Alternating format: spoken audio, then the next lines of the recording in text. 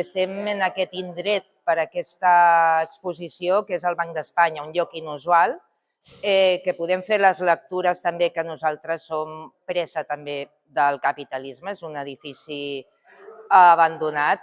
Entrar aquí doncs, és també com una experiència, perquè tot el recorregut també jo crec que ens farà reflexionar no només de què estem fent amb els animals, sinó com el sistema s'està fent amb nosaltres. És molt important tractar el tema de l'animalisme. Des del començament era una de les fites que volíem assolir, perquè des de l'art contemporani s'oblida sovint. Ens interessa molt tenir un missatge profund i de reflexió des del medi ambient i com s'expressa a través de l'art contemporani. Tenir aquí a Estela de Castro és un luxe.